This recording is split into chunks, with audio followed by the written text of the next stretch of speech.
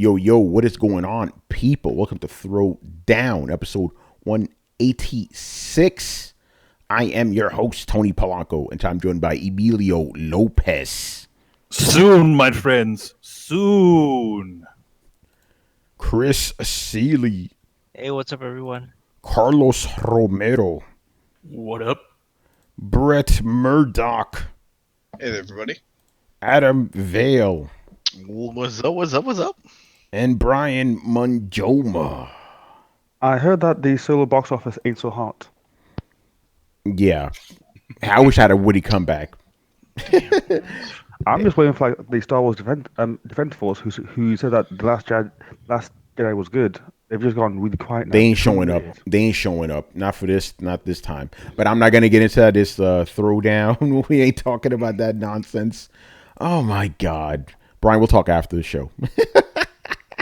All right, man. So this is going to be our last regular episode for a little bit because starting Sunday, we're going to full E3 mode, man. As a matter of fact, I'm going to hit you with something.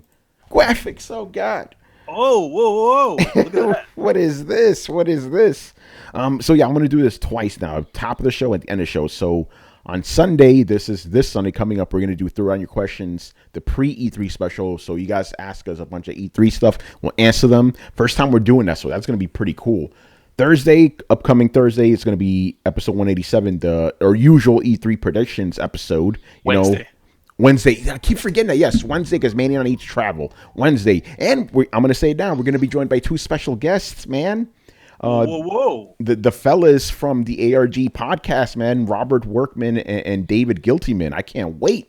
Oh, nice. That's going to be good, So, and then the fun stuff starts to happen on Saturday. Live reactions, man. Mr. Carlos is going to be hosting a ton of these things. So, on Saturday, we're going to be doing the EA Play.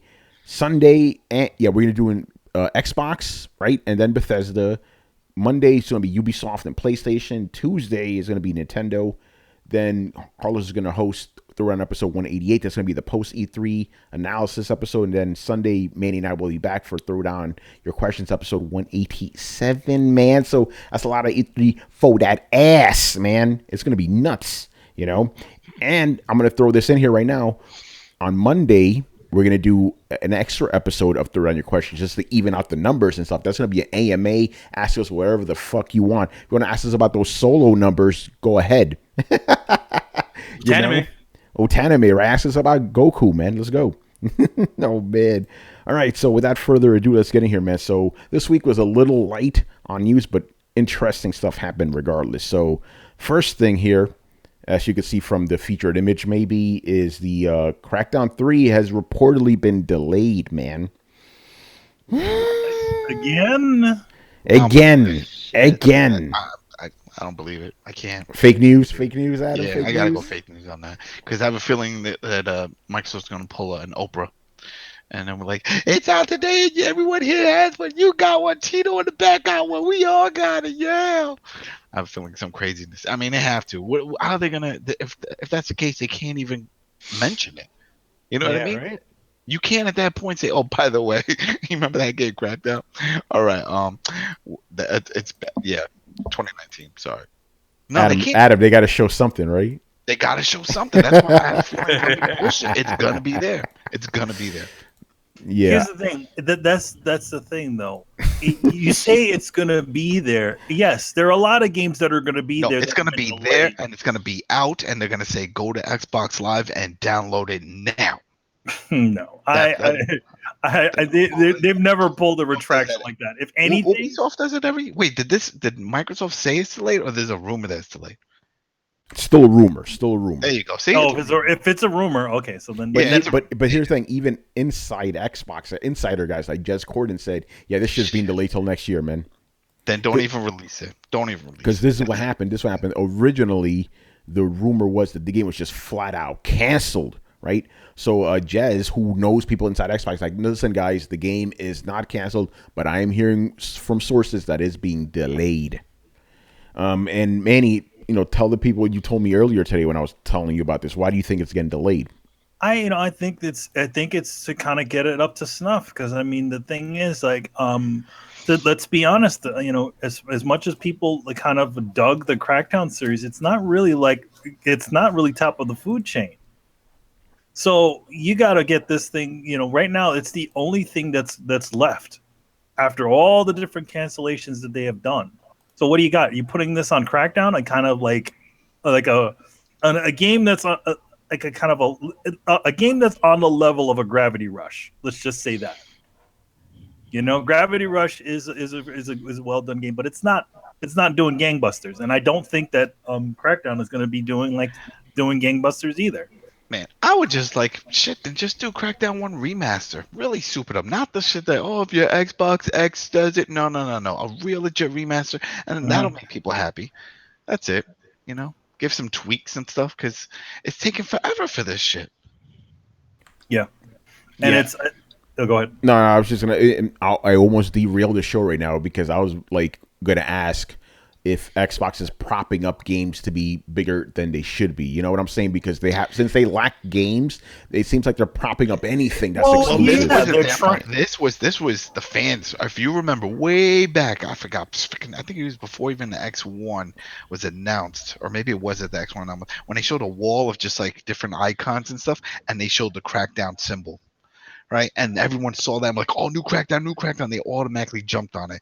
So people have been clamoring for it, and then they just ran with it. Microsoft's like, you're hyped for this, right? By the way, we're really now working on it. All right, we'll start now. We'll get that ball rolling. I have a conspiracy theory. I told Manny this. I'm going to share what you got. Conspiracy theory. I think grain of salt.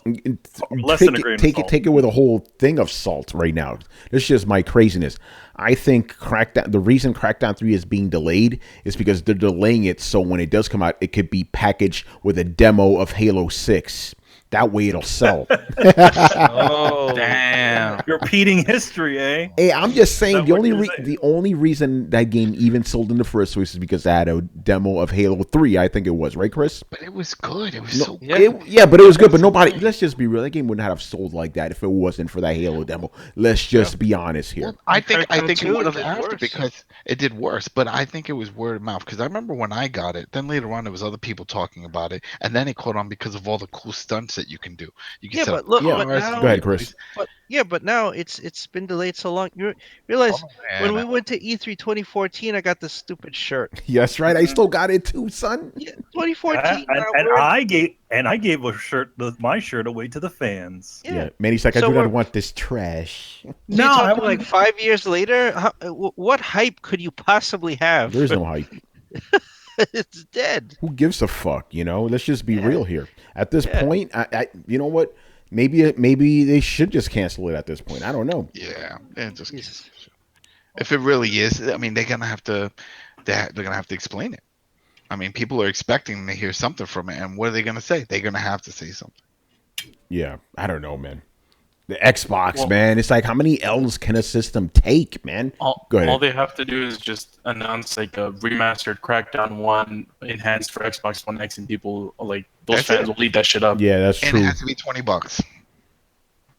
I'm not paying full price for it. Well, no, I mean, how much do remastered? Oh, remastered. Yeah, you're right about that because it was just backwards compatible. Isn't the game already backwards compatible? Oh, yeah.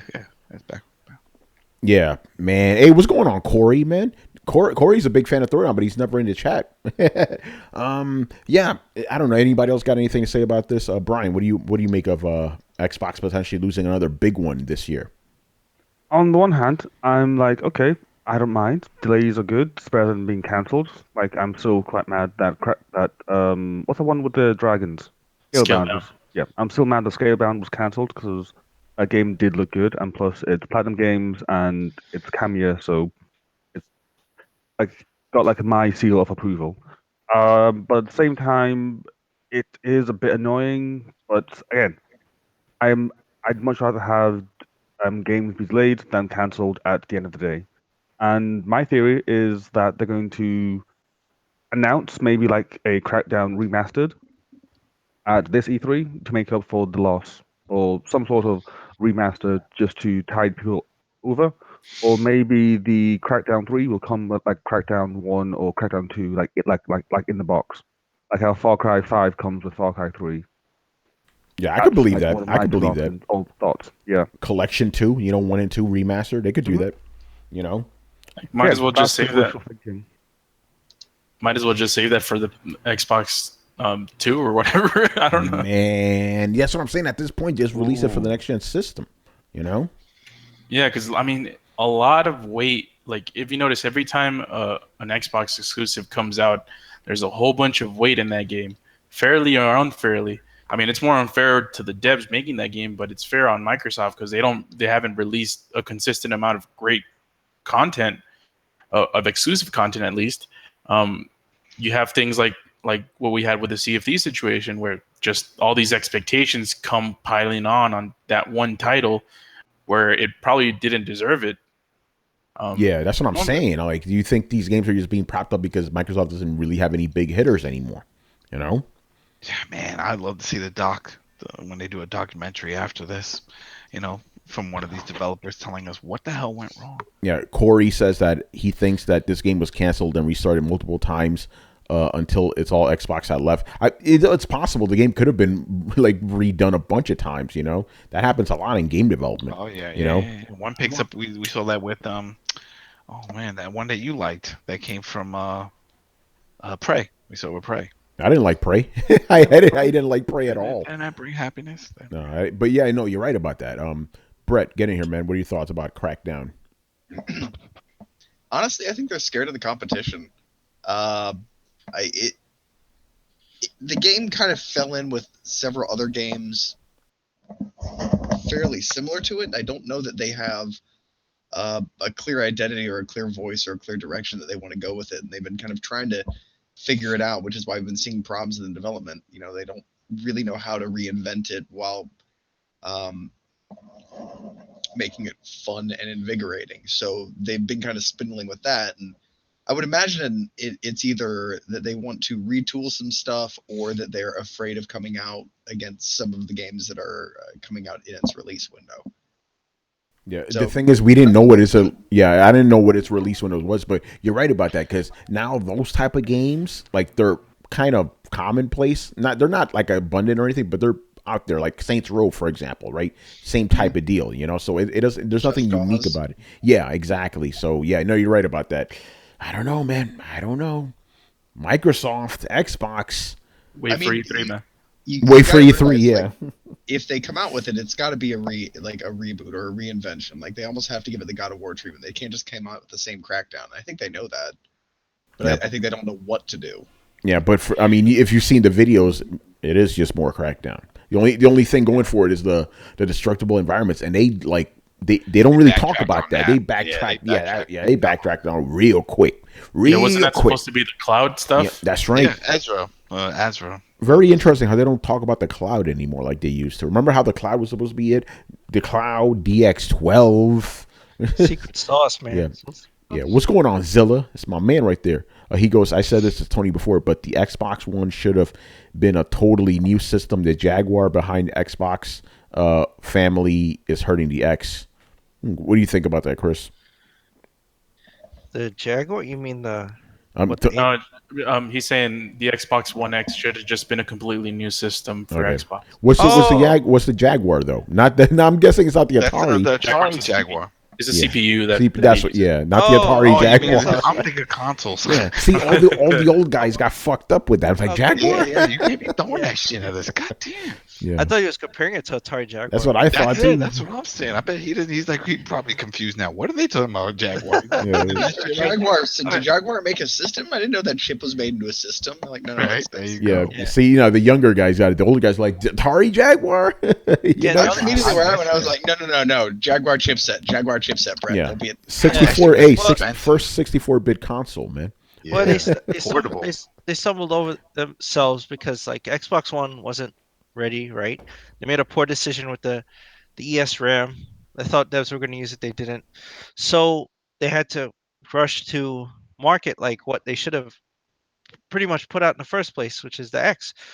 So now, but you can't have Ryzen in there, right? So I know what he's saying, but AMD can't make them an SoC that fast, right? You have to fab a whole new thing. And Ryzen was brand new; they were just getting in PCs, so to make an SoC out of it to put in there, it would take years. It would be ready like whenever PS5 comes out, like that you need ramp up time for that. And so they were kind of stuck, right? So either you sit with the Xbox One as it is, and you make incremental little updates to it, or they did this intermittent like update. So they chose the intermittent one. The problem is, and as we said before, I think, Manny said it, right? I've said it, whatever. They needed to shore up the studios. They needed the software. It didn't matter about the hard. They were worried about the hardware. Like, oh, developers aren't using this stuff. It's not fast enough. We're losing out to PlayStation. Why are we losing out? We don't have enough power. That was the wrong assessment. Now, you don't have the titles, right? Yeah, they And they now, didn't figure that out. They didn't figure that out. as You know.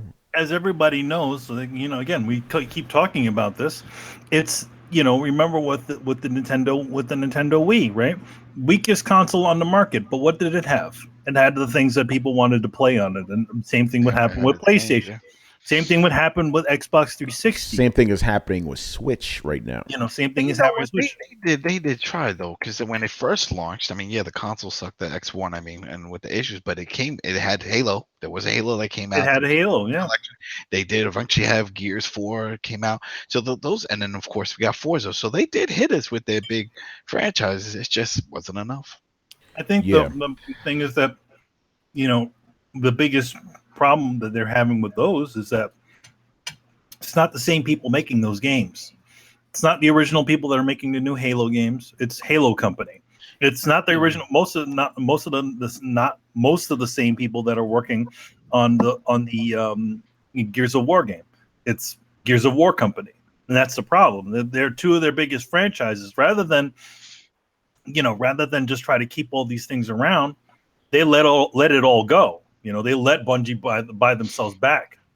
So Yeah. I feel like if the same guys that were doing these previously doing these games were allowed to reinvent the games for the new generation, I think those games would have probably done a lot better than what they did.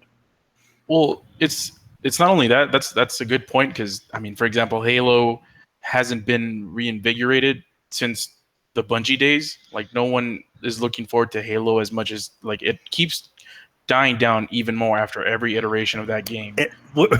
Essentially, they need what they need to happen is essentially they need the equivalent of Cory Barlog to come back to the franchise that they originally created, and then and bring it back again.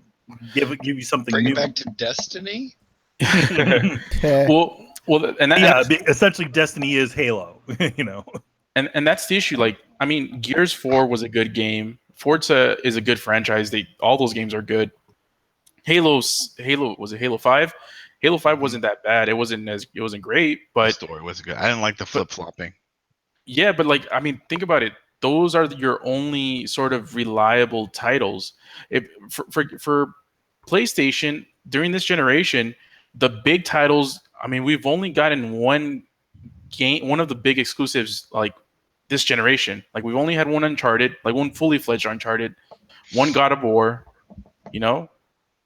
one, I mean, Persona, I guess we'll include that. It's not first party. But yeah, like PlayStation hasn't released their like big exclusive titles multiple times this generation. Could be Knack 2. Knack don't count, son. Come on. But you see what I'm saying? You see what I'm saying though? Yeah, no, I see what you're saying. Like they're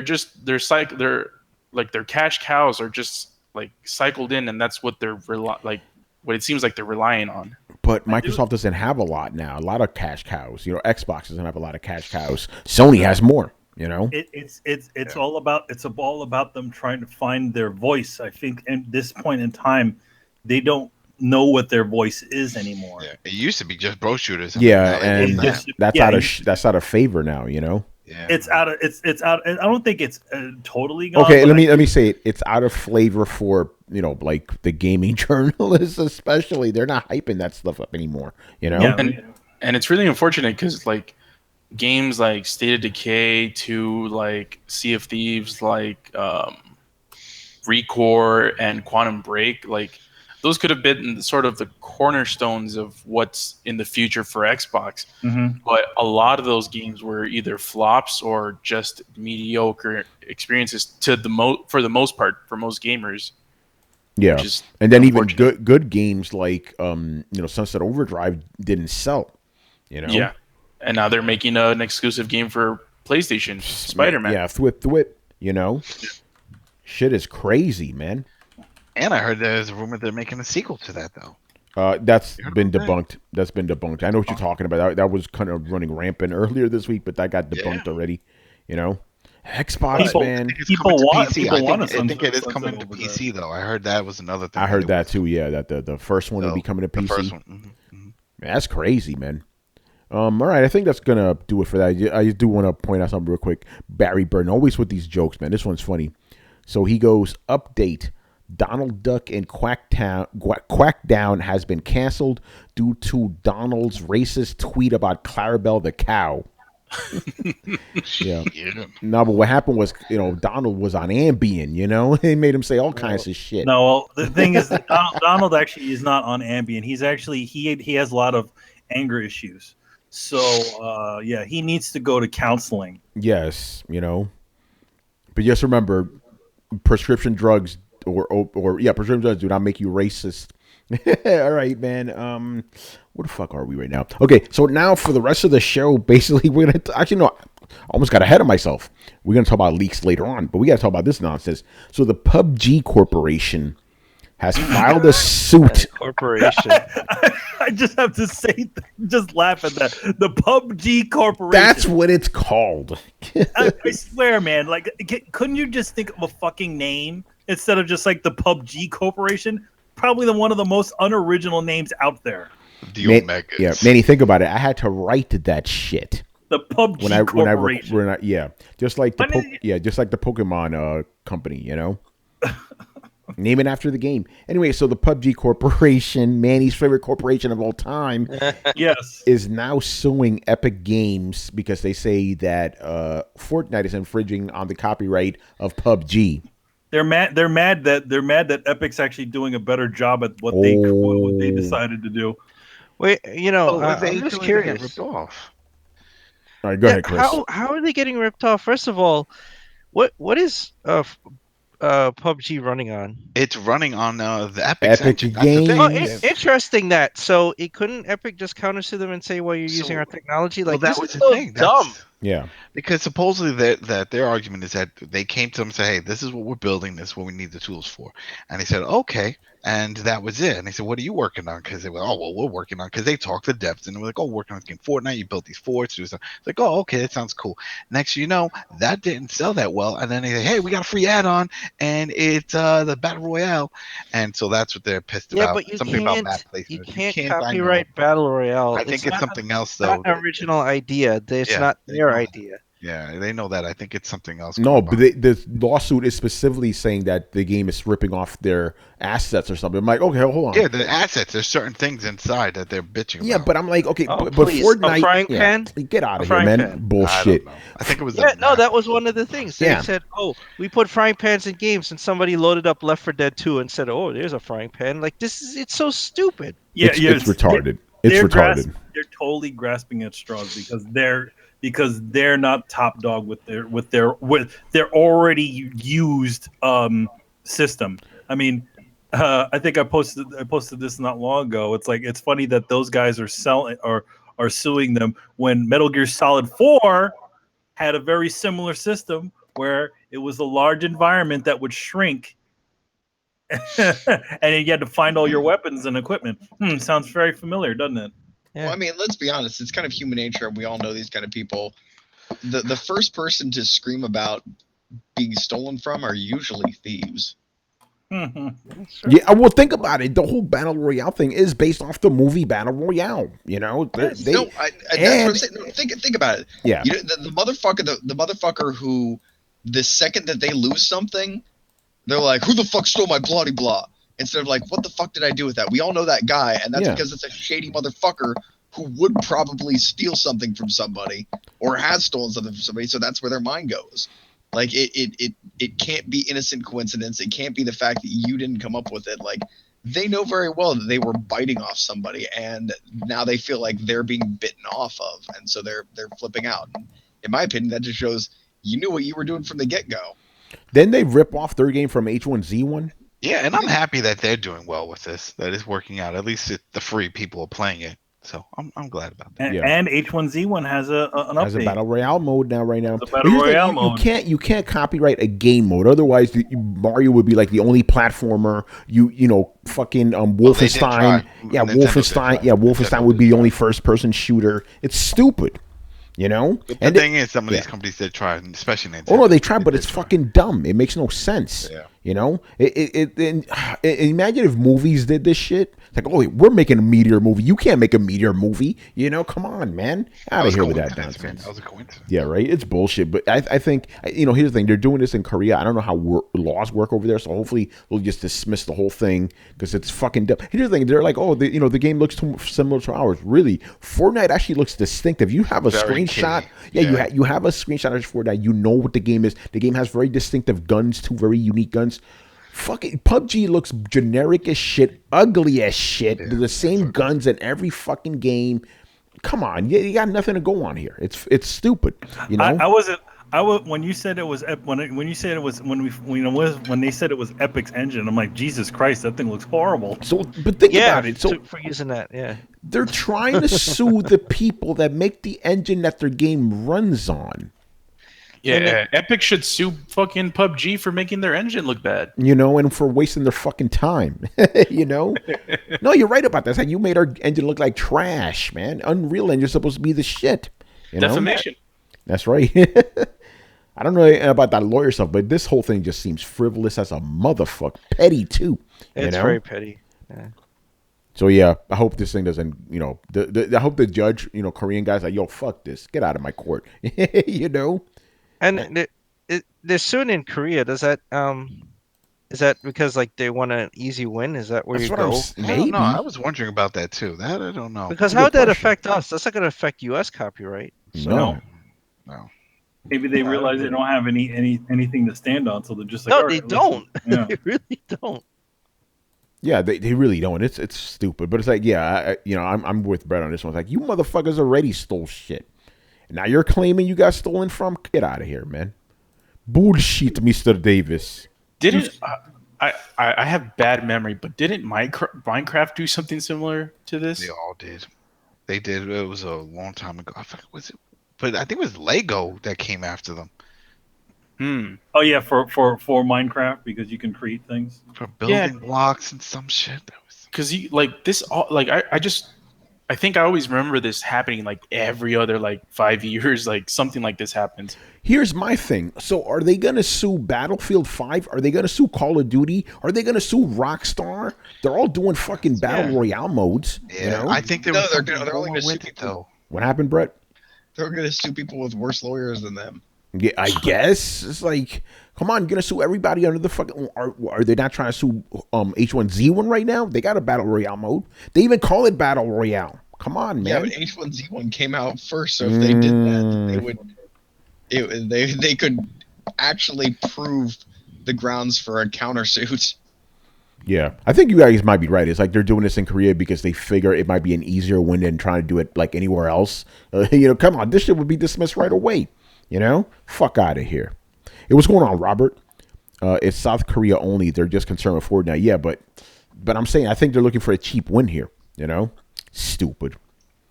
All right, let's move on, man. Let's talk about these fucking leaks. The rest of the show is going to be about leaks, basically. A bunch of leaks. Leaks, man, leaking.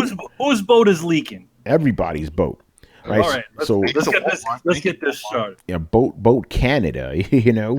All right, so I'm gonna just list the big games that got leaked here. Right, we got Splinter Cell. Right. Okay. Just Cause 4. Mm-hmm. Dragon Quest 2. Quest 2. It's not. Oh, so you're looking at that thing again? That thing that came out like months ago? No, it came out. A few weeks ago. Adam, why are you sending me old shit? I sent it in the chat. Okay, that thing is old. That is old. Yeah, it's old, and those things actually get them coming out, so it's proving that it wasn't bullshit. So Dragon Quest 2 is Dragon Quest Builders. Yeah, let's go for some Rage 2. We already know about. Yeah, we know about that. Forza Horizon. Come on, Forza Horizon. Yeah, that's not even a leak. Yeah. All right, let's go for the new shit. You sent me some old stuff, man. All No, right. because that was the whole point. The fact that it was so old, and people were like, yeah, that's not Yeah. accurate. I mean, yeah. And I then mean, that sure is the enough, point. It's like, yeah, some of these are actually becoming real now. Yeah, and it's becoming real. That's the point. Yeah. It's like, oh wow, we thought they were bullshitting. It was just a BS list, a fillers list, and it wasn't. It's legit. Yeah. There's a new Destiny DLC. I don't want to confirm it, but I believe it. I can't say it on air though. Then they said that the new AC, and people were like, nah, it's too soon. They're not going to do that. And next, we found out today. Yep, it's happening, and that's official. And then when they put Rage 2, people were like, there's no way they're making Rage 2. Are you kidding me? They're not doing that. And then the next day after that thing from Canada leaked, they're like, yeah, Rage 2's coming. That's what I'm saying. So it's like, shit, if that's the case, what are we missing? We got Splinter Cell that's on that list. We got Just Cause. Are they making another one? But that studio that did that, Just Cause, isn't that the one that's working on Rage 2? Avalanche? Isn't that them? Or is it the one that did Mad Max? I don't remember. Yep, that was Avalanche as well. It was Avalanche as well, right? So, same thing. Maybe they have like an A team and the B team. Mm-hmm. Hey, man, 18. You know? All right, so let's get to the actual fucking leaks here, man. Or maybe they just have 2 B teams, man. You never know. Right. 2B. All right, Shit, so bring back Blades of Steel. Damn. Blades, didn't they bring that shit back? Blades of Steel. Yeah. Anyway, let's talk about Assassin's Creed. This got leaked today. This was funny. Okay, so wait. I have to ask one question. Yes. Was it on somebody's monitor on a plane, or were they on the train, traveling to work? Oh, no. Was it one of those? Was it? Yeah, that always happens. Manny just described every single instance of the last 3 Assassin's Creed games getting leaked. This always happened. This one, Manny, was different though. This was a keychain. It was sent to stores though. Supposedly. Yeah. That was the thing. So this keychain being sent. This was the keychain. The logo was Assassin's Creed Odyssey, and the keychain had a Spartan helmet on it. Right, that kind of tells you what's up right there. So people started speculating that it was going to be in ancient Greece. Then Kotaku came out and say, "Yep, that's exactly what's happening." They showed their own keychain, like a different picture from it. And then, like maybe 2 hours ago, before we went live, Ubisoft tweeted out an image or a video actually of this Spartan warrior kicking off a Persian off a cliff. It's like more at E3. I'm like, oh, there you go. Odyssey. So I guess we're going to get another Assassin's Creed game this year because they're going back to the annual stuff, We've been working on 2 Assassin's Creed games. Now, before Carlos, I think I know where you're going with this, so let me just jump in right now to say I am hyped as a motherfucker, and I'm going to explain why. Because when I was playing Assassin's Creed Origins, there's some part in there, because ancient Egypt, Alexandria, very Greek, city. I'm like, man, I would love a game, set in ancient Greece. They're giving it to me. I can't fucking wait. Give me this shit right now. By the way, some interesting stuff about the game before we move on. Apparently, you're going to have dialogue choices, which is something new for the franchise. And they're going to let you choose between a male and a female protagonist, So that, I guess they're giving everybody a little something there. I think that's all they said about the gameplay features. But yeah, ancient Greece. But here's my thing, right? If it takes place in ancient Greece, that's going to have to be before Origins. So I wonder how they're going to square that one away. It's different characters. No, it is different. No, but I'm saying, like, but if you're, Origins, sir. Yeah, it's like, wait, but it's before that. Because if you have a Spartan, I'm like, the Spartans were at the height of the power in like 300 BC and stuff. That's 300 years before Origins. So either way, I don't care. I want that shit. I can't fucking wait. So it's essentially Assassin's Creed Redcon. There was an Assassin's group before the Origin. Yeah. Assassin's Creed Originers, Woo, man. Originier than the original Originer. Yes. They've already used Revelation, so I guess they have to call it something else. Retro Boy in the comment section is not happy about that. He's like, I'll just play God of War. Fuck this game. Hey, man, whatever floats your boat. I haven't played an Assassin's Creed game since 3. I now understand why that was the last one you played. I'm sorry, Manny. Connor. Yeah. I played a little bit of the pirate one, but not really much to say much. Yo, man, that's where you start getting busy. I still need to play Origins. Origins is so fucking good, man. Anyway, Carlos, go ahead, man. What's your beef? It's not much of a beef. It's just like I don't want them to do those annual things again because it didn't work for them last time.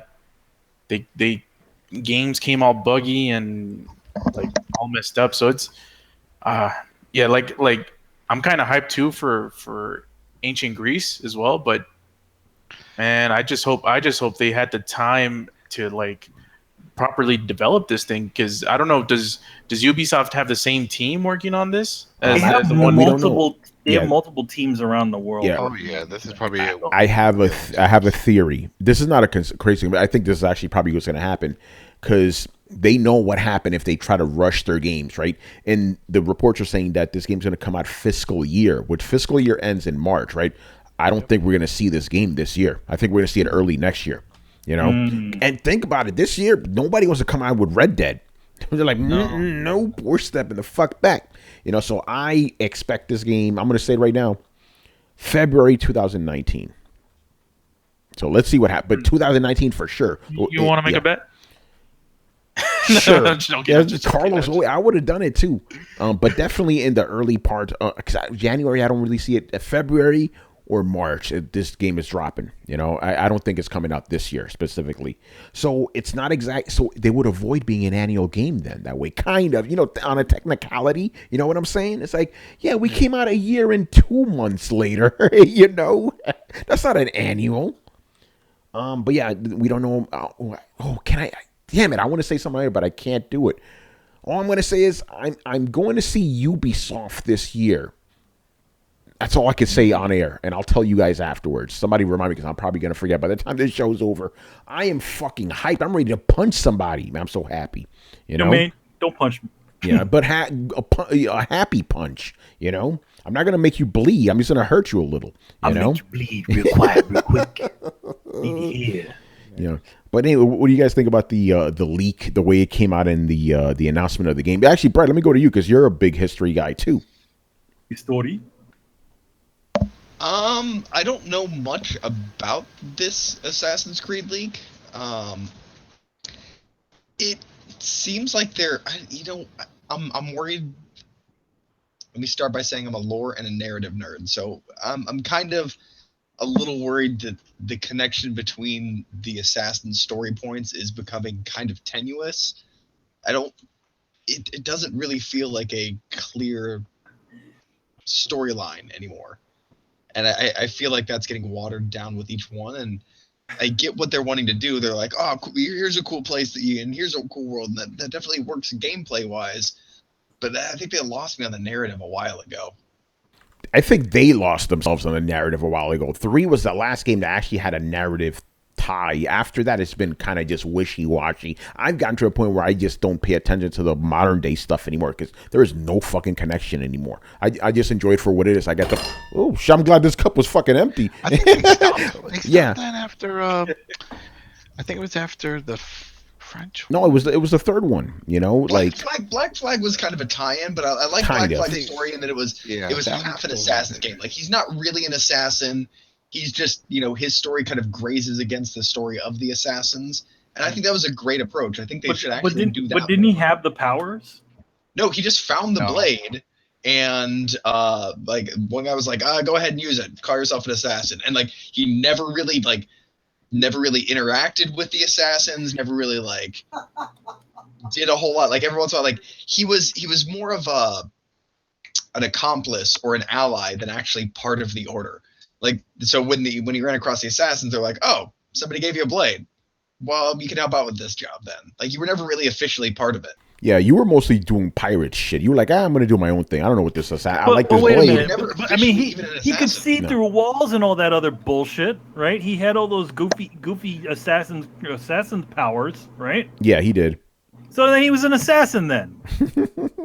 But he didn't think of himself as one. He didn't act for them either. But understand? He still had all their dumbass powers. Yeah, no, he did, but he wasn't like part of the organization. Understand? You know, that the ability to jump into a haystack from 1,000 miles in the He air. never really knew that. He never had to get trained in that shit, apparently. Yeah. He just woke up one day and just said, "Pooh, I can do this." That explains why I can see the eagles in the air. By the way, I think they explained eagle vision as a genetic thing at some point. I think that they don't quote us. Like, again, that whole timeline gets wishy-washy. Damn it, I forgot my fucking point. Oh well.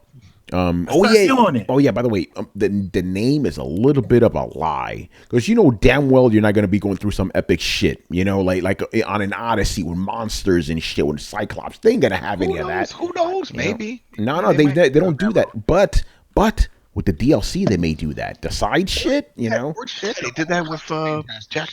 Yeah, because if you get to play like Odysseus, I'm done. I can't. You're just gonna meet Odysseus. Yeah. Hi, I'm Odysseus. Yeah, but I'm gonna give you some missions on. You know the what side. they'll probably do? They'll probably do like, here's what Hercules shows up. They'll be like, here's the real life Odysseus. You know, I wouldn't be surprised if they put you in the Trojan War or something. You know, that'd What be if cool. you get to like establish democracy? Yeah, you could do that. Weren't the Spartans one of the first The Greeks, people to do the that? Greeks, was it? they pretty much helped, establish Western civilization. Laid the groundwork. By the way, wouldn't it be funny if the game ends with you being one of the 300 Spartans? You're kicking ass, you're whipping ass, and then you get betrayed and shit. You just die in a hail of arrows. Quasimodo shows up. But I mean, if you're gonna be a male or a female, you probably wouldn't be a Spartan. Oh, you yeah, probably that's wouldn't right. be a female Spartan, would you? Yeah, they didn't have. Unless- they didn't have those unless Ubisoft's like, fuck it, we don't care. Yeah, I mean, you wouldn't have a female. Officially, wouldn't have a female Spartan. Does that mean both missions in the game, both routes in the game, are two different routes? That would be very interesting. I would actually Where like you that. have You get two games in one. different Yeah, storylines. that would be cool. We don't know enough. That would be great because, there's some. Let's just be honest. This is the ancient world. There's a lot of shit that females were not allowed to do. So she would have to do something completely different. That's good. That would be cool if you get two games in one. Essentially, that'd be dope. Just, as in just Ancient World, that females can't do stuff, or is it the modern world too? No. This is ancient Greece. It's not taking place in 2019, bro. You said that in like in the ancient world there were things that females can't do. And I'm saying is it just ancient world or is it the ancient world and now? Brian, you're trying to get too political right now, man. Oh, what could Brian be talking about? You're crazy, bro. Go take your Ambien, man. Right. I've never been a fan of the AC games because I've only played 3 and the pirate one, like the DLC with the black guy, Freedom Cry. So I actually am not too excited, but the fact that it's in Greece, that's quite cool, and Asian Greece as well. So I am interested to see like how they deal with the history aspect of things. Because one thing I've noticed is that they tend to touch on history in really cool ways. So if they do this well, then I would be quite happy, and I may just have to pick it up. And plus, I'm willing to bet that there's a God of War reference in there somewhere. I'm certain of it. There has to be. Got it. We're not. There doesn't have to be. They have to. They have to do it. They have to do it. There's gonna be a Kratos, but his name is gonna be Bogos, and he's gonna look just like him. Bogos, and he's gonna look just like him, and he's just gonna be part of the crew. A guy in the back, like, yo, what's up with that guy? He don't talk much. Let's just keep going, and then that's it. Bro. Yeah, and they get TC Carson to play the role too. That'd be insane. Imagine if they get a guy that's like supposed to be like Kratos, and he's just like boy. That'd be insane. Boy, you are but a boy to me. That would be cool. You get like a guy that it is not Kratos, but it's Kratos, and it's TC Carson playing him. That'd be pretty cool, Get Adewale in there. That's fucking whatchamacallit, Gladiator guy, right? That'd be crazy. Oh no, him? Oh, no, wait, no, it's not him. Yeah. Hold on. Hussein says only the female Spartans had some equality, but the Athenian female had like no rights whatsoever. Yeah, that's true. But like Spartan female warriors, that's not really a thing. Correct me if I'm wrong there. But yeah, Athens, yeah, they were not about that life, It'll be interesting. All right, so what else do we have here? Let's talk about Fallout 76. Brett, I'm going to you first because you're the big Fallout guy here. Man, they skipped a few numbers, didn't they? A lot of numbers, but I'm guessing this is based on Vault 76. It is based on Vault 76. Yeah. There's not really much we know about it other than rumors. The builder. I thought it was a builder game because they said, "Oh, you have to build a civilization and you have to." Because that's the first vault that ever opens. It's supposed to open 20 years after the bombs go off. Yeah, so it seems like, from what I've heard, it's going to be in the vein of Rust or Ark or Conan, and if that is honestly the case, if it's an online multiplayer building survival game, you guys are not gonna see me for a little while. I'm just I knew I saw I was talking to Kristen. We watched the thing, and I was like, "That's Brett, man. He's gonna go out into the atomic rusted wasteland and build a fucking Mad Max civilization. Drag everybody outside. Come on, I'm gonna teach you how to be a man. Radiation is good for you." Yep, that is exactly how it will be. I will experiment on survivors and throw my vault people out into the wilderness. Man, look, if you can't take a gamma blade to the shoulder, then you don't fucking deserve to survive the apocalypse. That's just the new rules. You're gonna have to get fucking used to this. So it'll be. Oh man, I'm so excited because I've always wanted a multiplayer builder game, and that's one of the things I'm really digging on Conan right now.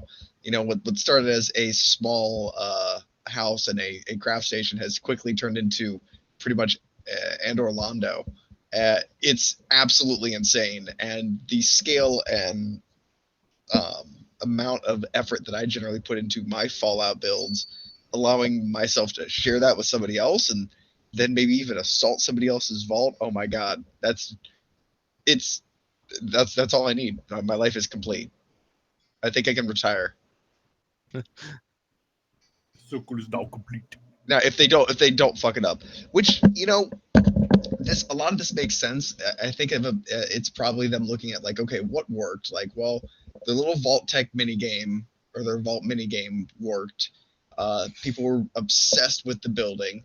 They've been asking for multiplayer, so really they're just kind of putting everything together that they know either works really well, sells really well, or is heavily asked for. So I I think there might be some truth to that. And with all of these games having come out over the years, this would be the first time a truly AAA developer really tried to do a game like this. Because H1Z1, Rust, Ark, even Conan is a Funcom game. So they're a big developer, but they're not a heavy hitter like Bethesda.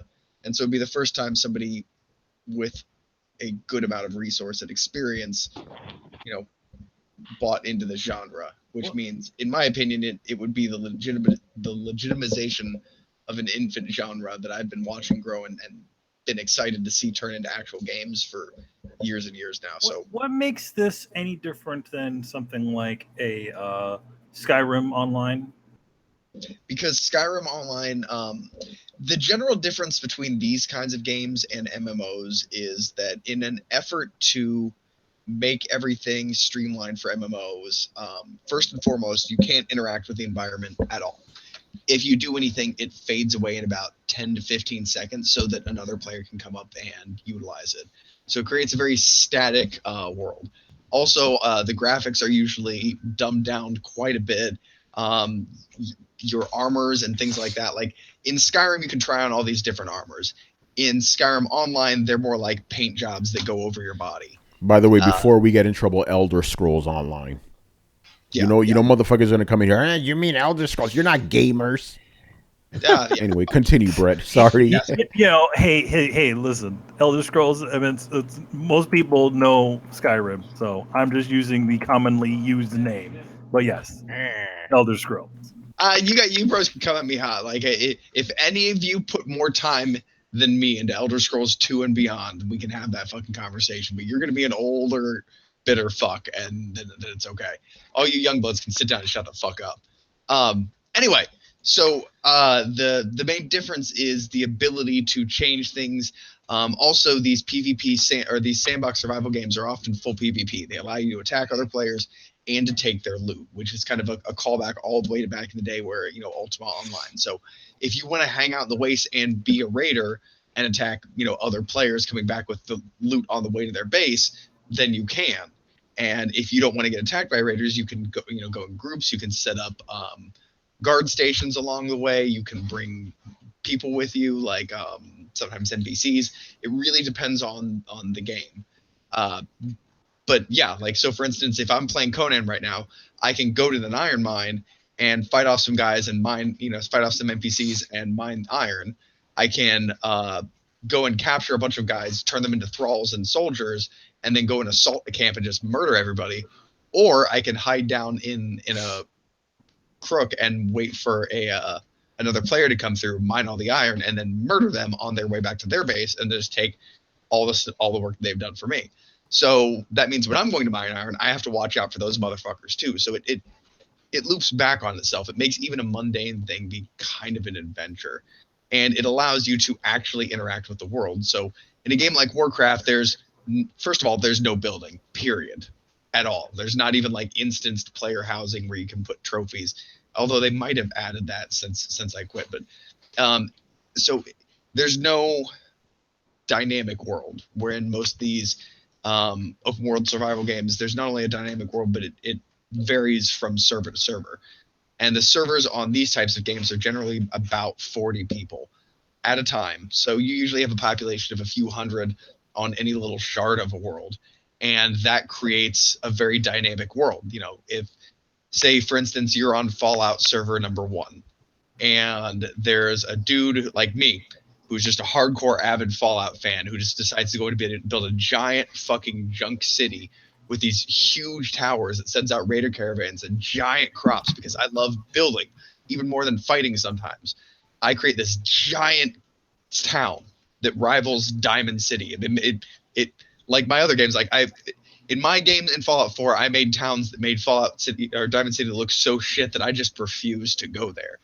So if I did that in this kind of game, other players would notice and see that, which would then drive them towards my town, which would increase the wealth of my traders and therefore me. And it would basically make me this giant civilization builder. So other people can go out into the world and kill monsters and collect supplies, come back. They'll need bullets. I manufacture bullets. I grow crops. I sell water. I do all of these things. So all of a sudden, I'm running this little player-made city.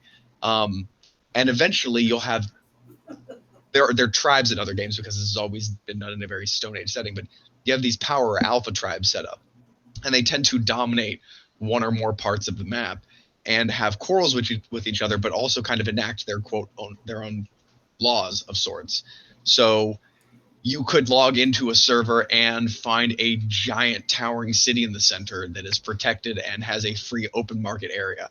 And then another server that you log on, you find out there was something like that, but then it was completely decimated by infighting, and now there's just ruin and anarchy running around. So the cool thing is you get really dynamic gameplay. The bad thing is it's not something you can either control or repeat. So you can't necessarily go onto the game and be like, I want to find a place where everybody's just built giant cities and the wasteland is actually starting to become settled. Or I'm going to go out there and find a place where everybody's just trying to murder each other. More often than not, you're going to find kind of a mix. You're going to find part of the map that's settled and lorded over by people who essentially have no life and have the time to just put in an insane amount of time, and they become the power players, and then they kind of become the government of that server, and you play in their world. And much like in any video game, in any government, you can listen to them or you cannot listen to them. If you don't listen to them, they'll probably try and hunt you down and kill you, but that's part of the game. So that's the thing I'm really excited. Also, I just love building shit in Fallout. I love scavenging. I love digging through boxes for tin cans so that I can build a giant tower covered in lasers.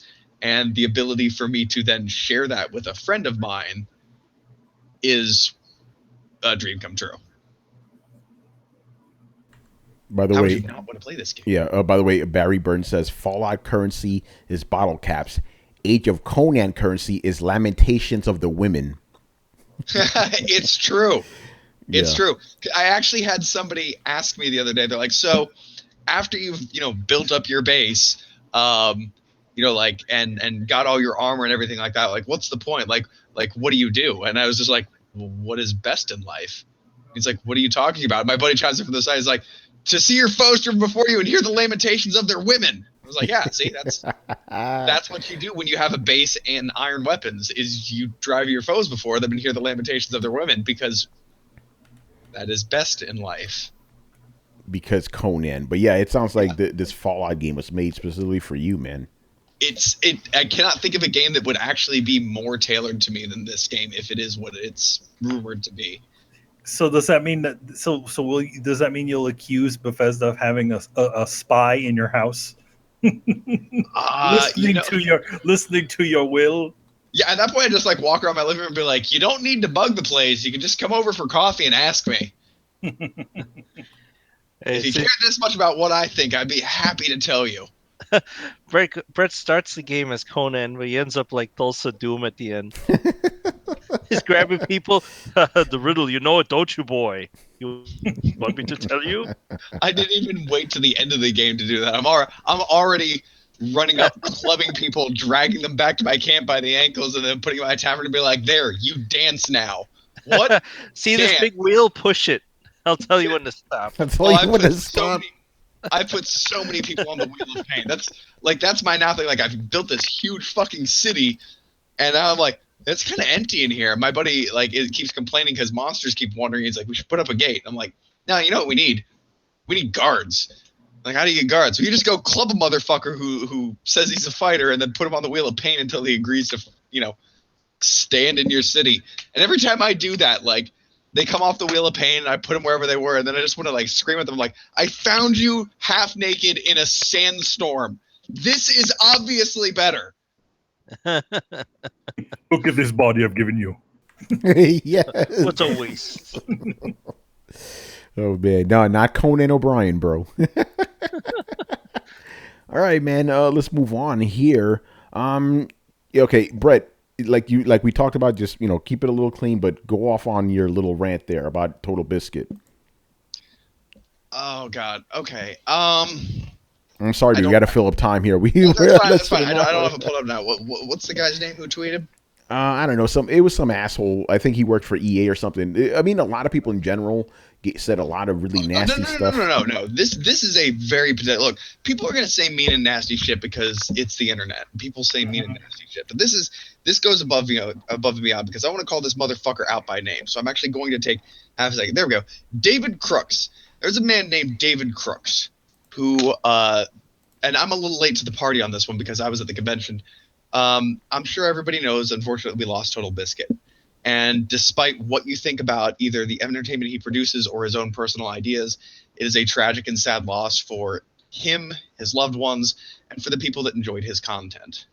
However, this motherfucker, David Crooks, who works at EA, decided that he was going to come out not but a couple hours after the death of TotalBiscuit and start by saying, quote, "Weird, the world just felt a little bit better sometime about an hour and a half ago. Maybe it was just these new running shoes I got from my home.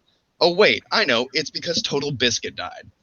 So, first of all, reveling in the tragic, suffering death of another human being is just about the lowest human behavior I could think of. And I use could because you actually managed to lower the fucking bar as you went on. But I'll get to that in a second. You don't, hours after a person's death, celebrate their death when there are people mourning. That is just bad form, and that is being a bad human being with no empathy. If you find yourself cheering for that team, you need to seriously reconsider your values as a human being, because despite how you feel, you cannot think that only the people who look and act and talk the way that you do are the only people that are worthy of being human beings, or worthy as being viewed as human beings, or worthy of being loved, because that is simply not the case, and that is a dangerous opinion to hold. But I will go on to say, he says, hey everyone, watch this. I know it's rude to piss on someone's grave, but these axes aren't going to grind themselves. So he actively recognizes that the thing he's about to do in the tirade he's about to go off on has zero tact and is just generally shitty human behavior that is agreed upon by the rest of the decent human race as something that you don't do.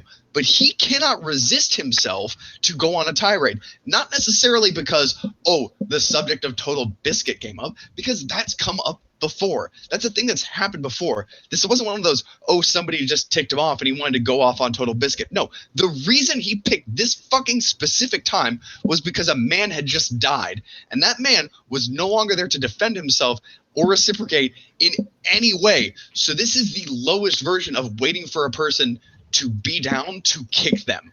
So he then proceeds to go off on a series of fairly unsubstantiated points that have a lot to do with TotalBiscuit's channel and his entertainment channel and his viewpoints clashing with David Crook's. And David Crooks being a creator and being criticized by TotalBiscuit. To which I say, grow a fucking pair. That's his job. That was your job. There are even points like, I'm even going to go through these a little bit. So some of the things he accuses him of that apparently weren't celebrating a man's death was a time when he was the center point of not one but two of the major games that David Crook was working on, dishing out a plethora of criticism that was less than useful and didn't help anybody. And they were his most viewed videos. So number one, if they were his most viewed videos, obviously people liked the content that he produced. And obviously he must have had some substance in his criticisms of you. You can't just point at somebody, say that they are wrong, and that everybody who agrees with them is also wrong when that's some of their most popular work. He had to have hit the nail on the head. And the fact that you can't even recognize that, again, you're a shitty person. It goes on to say that he obsessed over things like graphics, 30 frames per second, even things about engines that he didn't know. So, okay, so even if he did, even if he obsessed or focused on an aspect of gaming that you don't agree with, that isn't your personal taste, or spoke out of his ass about things that he didn't know any better about, that still doesn't bring him up to the kind of behavior you have directed towards this person. Even then, he then goes to say, but these are all paltry little things, really. Who could forget his endorsement of Gamergate? Fuck you. His feeble attempts to spin it about ethics in gaming journalism. Again, fuck you. I was there. Go fuck yourself with an iron dildo. Because you are wrong. You are, in fact, wrong. I was there when this shit blew up. I don't care what it was taken as. This shit started under that banner. And for you to try and take that away completely changes his motives in retrospect. And you don't have the right to do that, especially because the motherfucker's dead and he can't correct you. So, I mean, I could really go on and on and on and on and on and on and on and on again.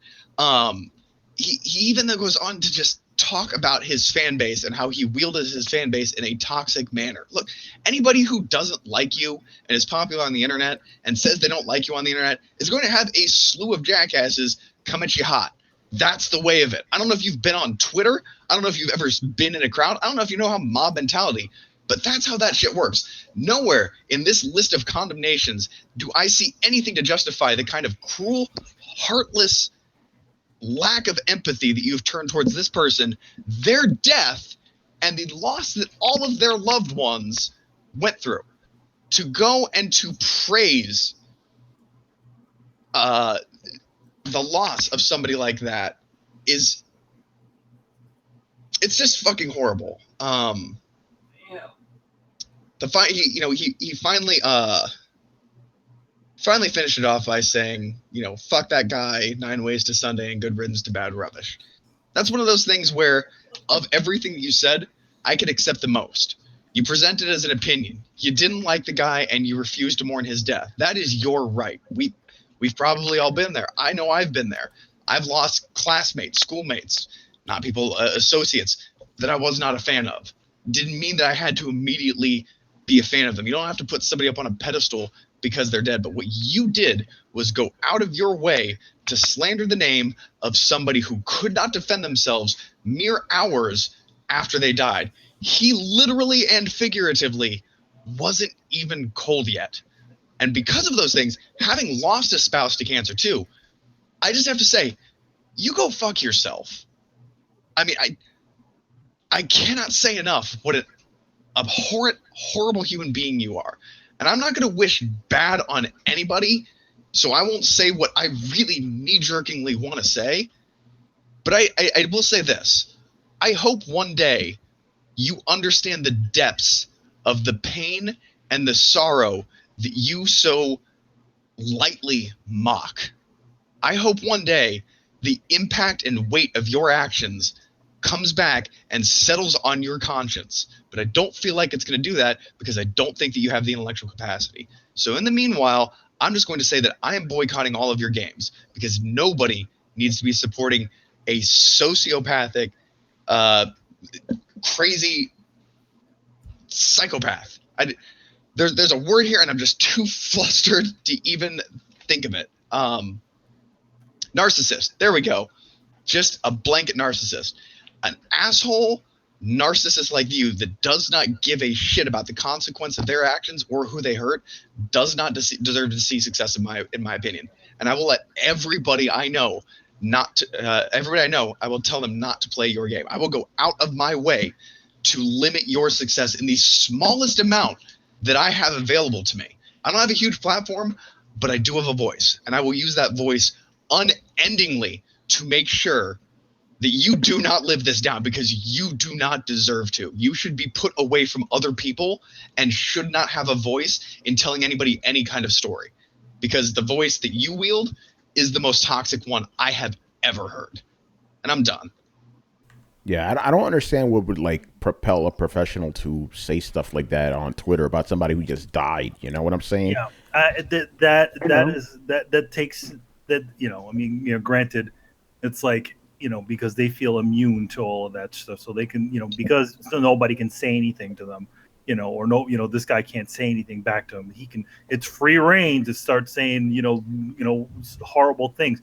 I find it how interesting how people just throw this bullshit around after a person has passed away. That's not the sort of thing that we talk about decency, we talk about all this other stuff, but where is that with this sort of situation and others that have done this sort of stuff? Yes, there are definitely people that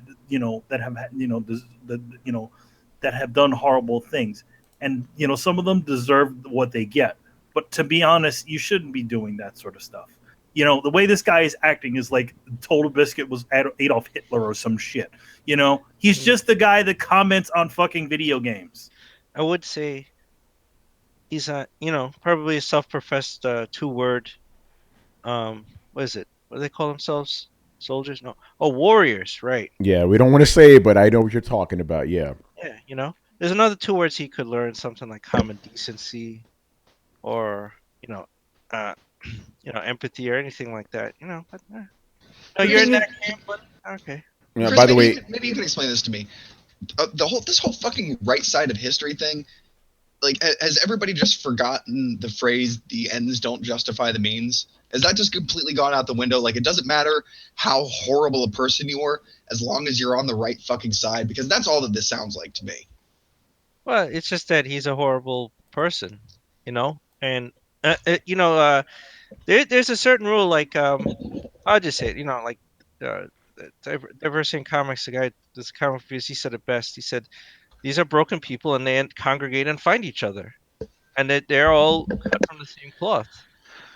It's sad, man. That it's a whole deeper thing we get into, but it's just sad that somebody who's literally just hours dead and they have to, be sub. Here's the thing: if you're critical of TotalBiscuit, that's fine. You could be that. Not when the guy fucking dies, man. Wait a day or two. But even then, do not come at it like that. You don't do that to anybody, son. Yeah, so, you can still be critical even after he died. Just look, if somebody's like, "Hey, TotalBiscuit died," you have every right to say, "Look, I disagree with him on a lot of points, and his channel wasn't really my thing, so that doesn't really affect me." Like, by all means, fine. I'm even okay with saying something like, "Yo, did you know Joe died? Fuck that guy. He slept with a girlfriend I had about 5 years ago. Fuck that guy. I don't like him." Objective reason why opinion, finish. Not just this fucking meandering tantrum that you're throwing all over the internet. There's a whole different reason. Like, nobody's going to dispute. Well, there's not a lot of thinking on his side either, because like, what if, John Baines this is TotalBiscuit's name. What if his family decides to go sue BioWare for defamation of character right now? Like, because this guy opened his mouth on social media. Like, there's got to be something to be said. Like, you not only represent yourself, you're a shitty person. You make your company look shitty too, and then they could suffer the repercussions there, because his family could go after them and say, "Well, you defame husband, father, whatever, slandered him. He's dead now. We're suing you for millions of dollars." And EA goes, "Well, then guess what? You're probably not only out of a job, they'll probably lay that burden on you. So Oh yeah, they'll sacrifice him real quick. You know, Yeah.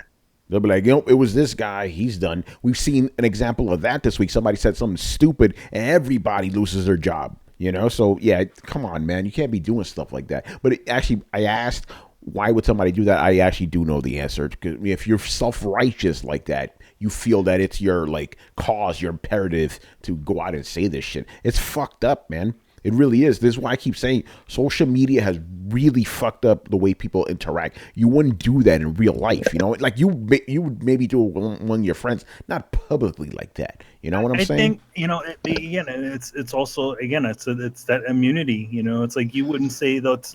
You know, I suspect if that fool was right in front of John Bain, right to his face, he wouldn't say a goddamn thing. Of course he wouldn't. No, he would. He wouldn't say anything on Twitter until the motherfucker died. Yeah, he wouldn't say anything. He's waited till the guy, big strong guy, says something to a guy who just passed away. Come on, dude. Yeah, that's Seriously? cowardly. That's cowardly stuff. It is man. cowardly. It's like, if you're gonna say something, if you have something important to say, stand right in front of that person and say that shit to their face. Watch most people just cringe away like a bunch of stupid, but like a bunch of weaklings.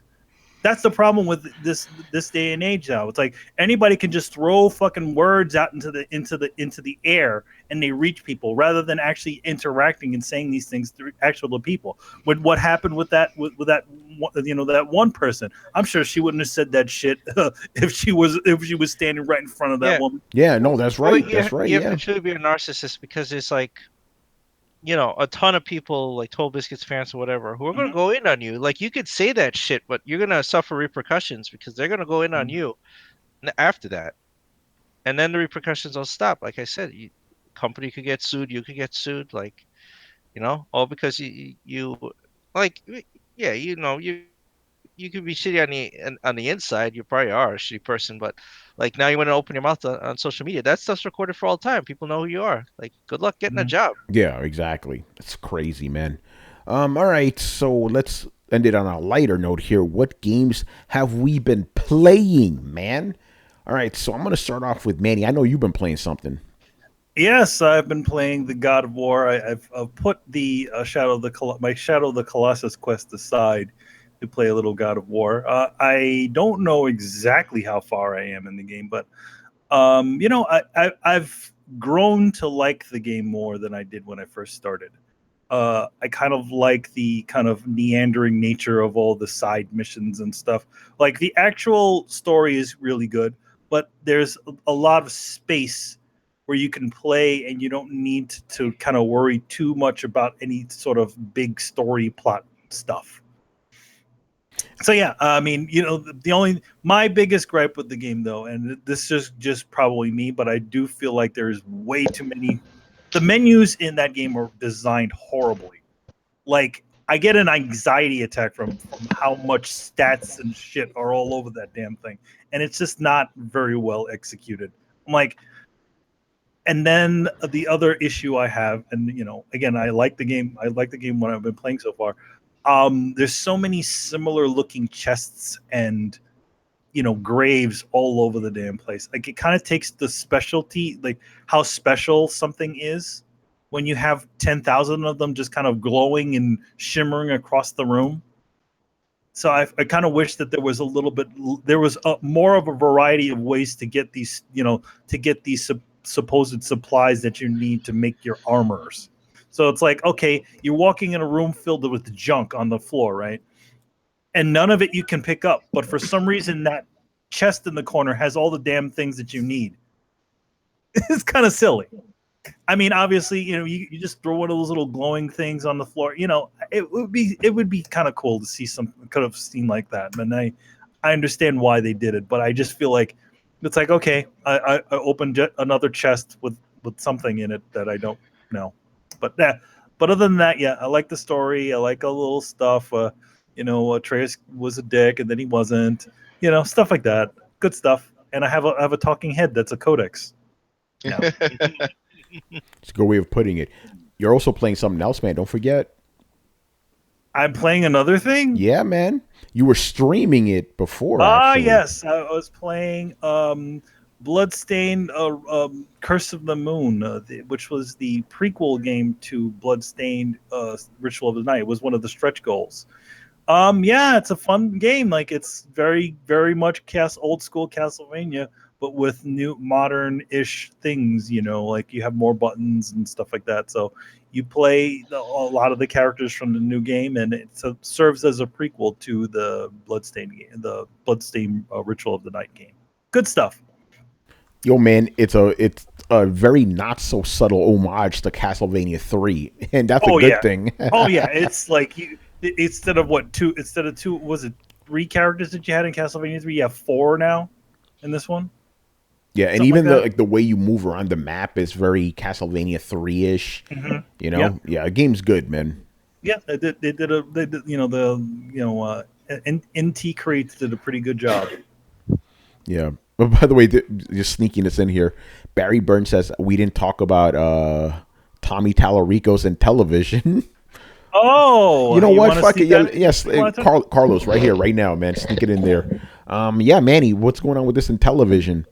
So yeah, apparently Tommy Tallarico is, if you know who Tommy Tallarico is, he's a musician who did a lot of video game music for like Earthworm Jim and Virgin Entertainment, and he did a lot of games, Maximo and stuff like that.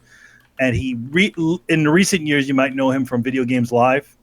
So now his new thing is he's the president of man, you forgot about Judgment Day, man. Oh yes, and he was on Judgment. He was a co-host with Victor Lucas on Judgment Day, which was on Tech D4. TV. Yeah, Tech TV. Yeah, D4. Yeah. So so now he is the president of Intellivision, which is it's like, oh wow, that's a thing, huh? Interesting. So he just did the announcement like during the week, and they're apparently coming out with a new console. Wait, what? And yes, a totally new console. The console is going to have new games, and it's also going to come with a bunch of the classic games already installed in it, supposedly. So it's going to have 80 games inside of it already, Intellivision games, and then 3 kind of reimaginings of games that existed on the console, as well as making deals with other companies to make new games for it. But they're not going for they're going for kind of semi smaller experiences, not like AAA per se, maybe a little bit under that. I would say maybe along the lines of indie development sort of games and smaller type games.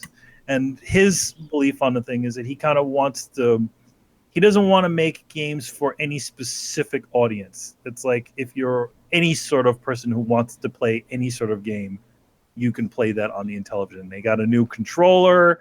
There's some new tech inside of it.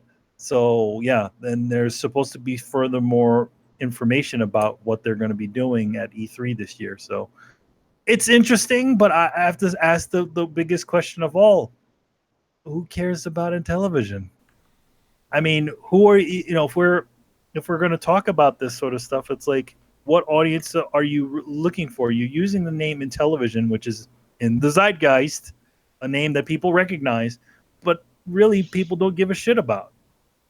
So, I mean, are you trying to? You obviously are trying to attract the people that originally loved those sorts of games, but also kind of reinventing it at the same time. Might be a hard thing to do. So, what do you guys think? I don't know, man. To me, it's like I'm trying to be wary of saying that stuff on Twitter because I'm going to be on. I'm being real right now. When I said the exact same thing about the new Atari system, I didn't know these people existed. An Atari fanboy get on my ass. So I'm like, hey, maybe there's some Intellivision dudes out there that are like, oh, I've been waiting for this for years, son. But the thing is, like, so there is a fan base behind these sorts of things. But at the same time, whatever these guys create is not going to be what you remember, guys. Can we be honest? No. Can we be honest? Who remembers this fucking thing? Unless like you're like an ancient guy. I don't know the fucking Intellivision. I know it existed. I've never played a single Intellivision game. Yeah, I'm gonna know anyone who had one. Yeah, I'm gonna go. Chris, you're the old man of the podcast. You never even played this shit. No, I had a 2600 Atari. I know Intellivision existed. I had a buddy who had ColecoVision. I didn't know anyone who had Intellivision. No, I I see Yeah, didn't know the Adam, that get in one. here, Toys man. R Get Us in and here. Get in stuff, here. Yeah, but Adam, that's get in it. here. Yeah, what Intellivision, Adam? Anybody you know? No, I didn't bother with that one. I had the Commodore, I had the Coleco, but I did not have the Intellivision. But that's what I'm. See, yeah, so I'm like, if you and Chris don't even know this shit, who's gonna No, buy this I shit? don't need for it. It's either a like, trying to capitalize on whatever fan base is on there, as well as trying to You create got something two new. guys. You got two motherfuckers out there, scratching their balls like, oh my God, I've been waiting my whole life for this, man. Come on, son. I mean, here's the thing: it is obviously a situation. If you build it, they will come, sort of thing. Like, Oh, it just happened with that Atari VCS, whatever that they have, and they got like 2 million people on their Kickstarter thing for it or pre-orders. Barry, you Shit. bullshitting. You didn't own no Intellivision, man. he probably owns one now. Yeah, he probably owns one now. But Adam, maybe, I don't There's know, always an audience for something like Manny said. If you build it, they will come. Here's Yeah, my thing. Here's my thing. I'm just being real. I was joking around and shit. I think what they could realistically do is, okay, we got this brand. We're gonna resurrect this shit. Like, okay, it's not really focusing on old Intellivision games because, just to be honest, nobody even knows what the fuck was on the system. I think it's about starting the brand over again. Well, no, that's exactly what it is. It's like, okay, we have this lineage of Intellivision sort of games, right? But they're trying, at least what the way Tommy says he's trying to do, is you're trying to create something new. Essentially, it's like this. That's good. We respect they respect, and they're giving you every single fucking game that came out for the damn thing on it already, and as well as giving you a taste of what the new Intellivision is.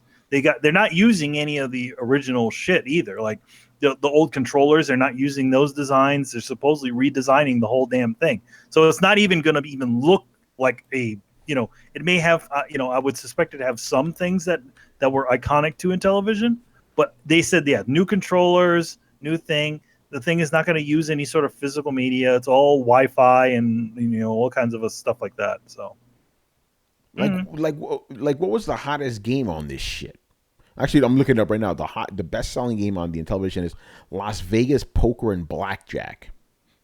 So they're gonna put you can play a lot of those on your PC for free. So that one was the best selling, and the second best selling is Major League Baseball.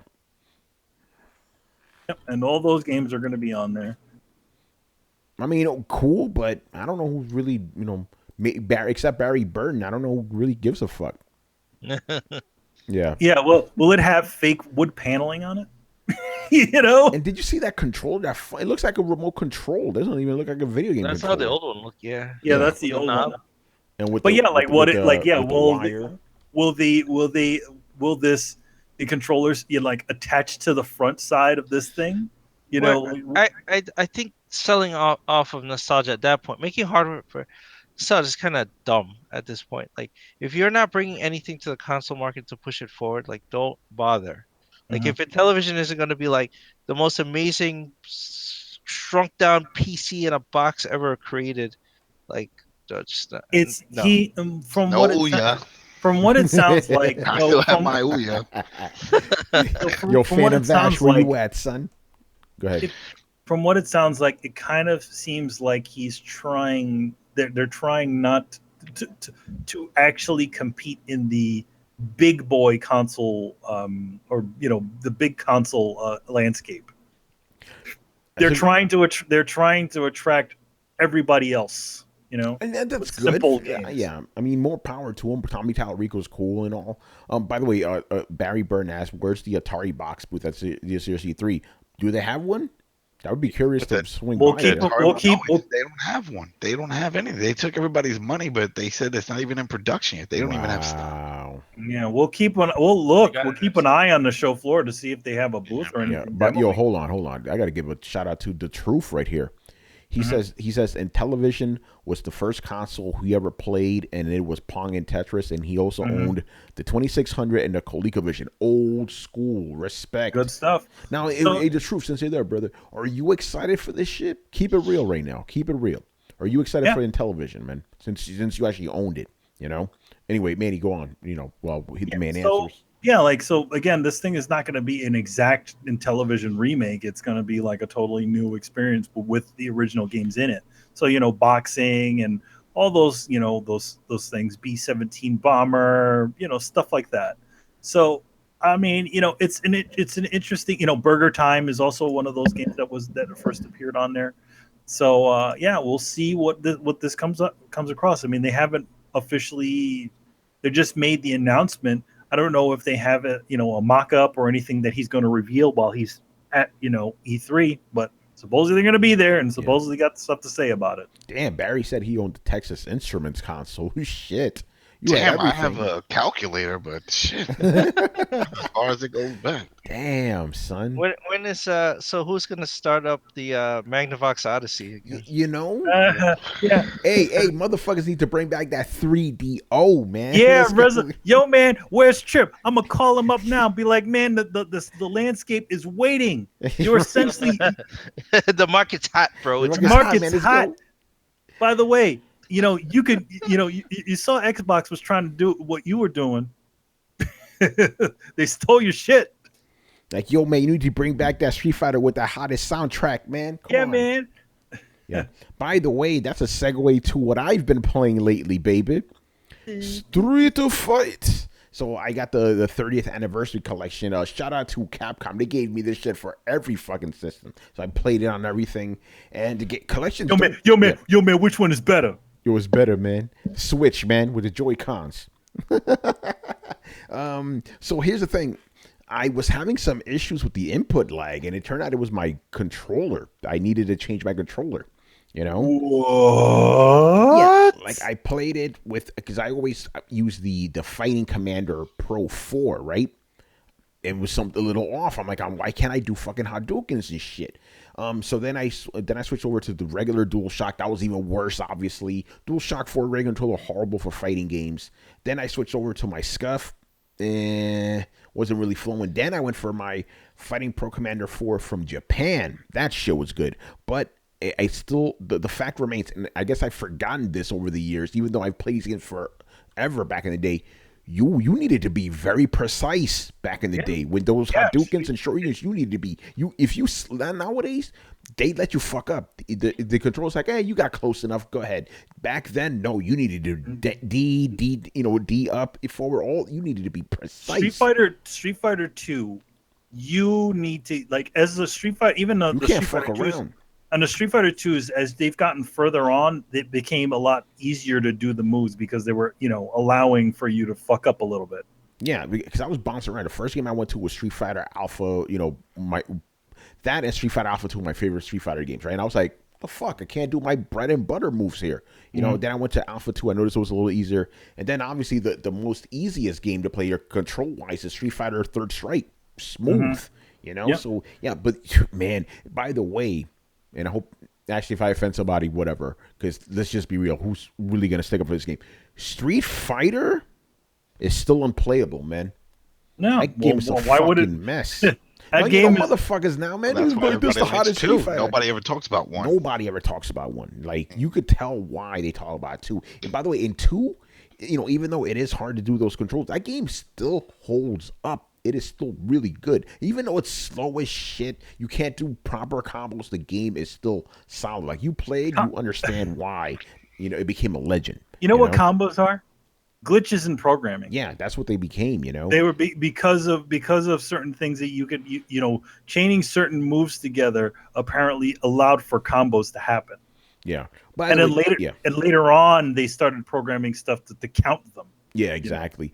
By the way, quick apology to the Throwdown fans, because I wanted to stream this for you guys, but pre-E3 I've been busy as a motherfucker, But yeah, so other things, I really like the museum portion of the game where you basically learn the history of all the Street Fighter games. They give you a ton of concept art, a lot of cool history. Really, if you're a Street Fighter fan, this gives you everything.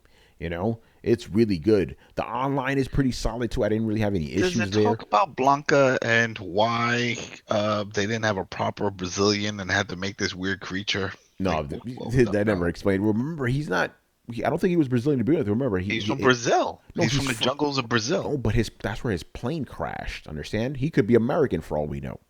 Because later on they put a Brazilian. He was doing capoeira and stuff. Well, I don't know about all that, but his plane crashed there. So who knows? But his mom. No, remember, he is American when he found his mom in America. But he represented Brazil. Well, she found him in Thailand. Yeah, that's right. Yeah, he didn't represent. He was just he was living in Brazil. He didn't represent Brazil. But when it says Brazil, it was Blanca. Yeah, but just that was his level. Brian, Adam, I'm living in America right now. It's like, you know what I'm saying? It's like, does that mean I represent the Dominican Republic? You know what I'm saying? It's like, but if they put you on to represent it, yeah. If you're in America now and they put you in to represent America, then you're representing America. Yeah, but Blanca is not Brazilian. That's what I'm trying to tell you. He's not. The game it's already canon. It's not. That's just where his plane crashed when he was a kid, and somehow he turned into a big green monster. apparently, getting electrocuted and raised by wolves turned you into a weird green monster. Yeah, into an ogre. It's crazy, but yeah, the collections though. If you're a Street Fighter fan, pick this shit up. It's solid, man. It's really good. All right, Adam, what about you, man? What have you been playing lately, bruh? Metal Gear, NES, Blades of Steel, New Super Mario Brothers 2. I haven't finished that one, so I've been playing that.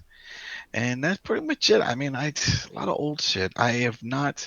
After I finished God of War, the new one, I was like, I'm gonna take a break from the big games. I can't just jump into something like that.